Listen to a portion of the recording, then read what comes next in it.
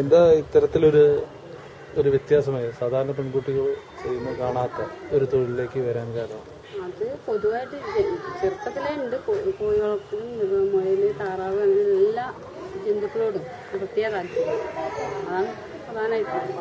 അതുകൊണ്ടാണ് അങ്ങനെ ഇതിലേക്ക് കടന്നത്. എല്ലാവരും പറഞ്ഞത് എന്താ വെച്ചാൽ ഇങ്ങനെ ഒരു പഠിച്ച കുട്ടി ഇതിലേക്ക് വരേണ്ട ആവശ്യമുണ്ടോ എന്നുള്ള ചോദ്യം. പക്ഷെ അതൊന്നും ഒരു പ്രാധാന്യമില്ല. ഒരു പെണ്ണായിരുന്ന എന്തെങ്കിലുമൊക്കെ ചെയ്യണം, അതൊരു അടയാളപ്പെടുത്തലായിട്ടാണ് എനിക്ക് തോന്നുന്നത്. ഒരു ഭൂമിയിൽ ജീവിക്കുന്നതിനുള്ള ഒരു അടയാളപ്പെടുത്തലായിട്ട്. എനിക്ക് ഞാനൊന്നും അറിയില്ല. ഒന്ന് ഈ വീട്ടിൽ മാത്രം ഒതുങ്ങി കൂടി. ഇപ്പം എത്രയോ ചാനലുകൾ എൻ്റെ മുഖം കാണുന്നുണ്ടെങ്കിൽ അതിന് കുറേ ആൾക്കാർ പിന്നിൽ പ്രവർത്തിക്കുന്നു.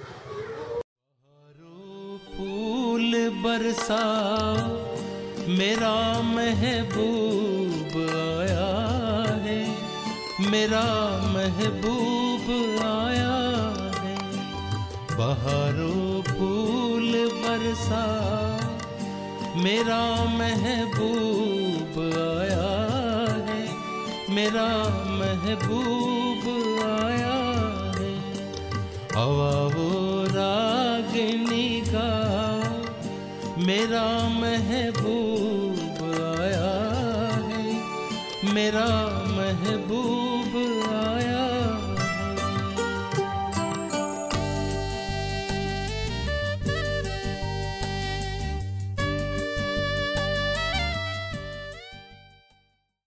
എന്നാലും ഞങ്ങൾ അയൽവാസികളൊക്കെ നല്ല സഹകരണമാണ്.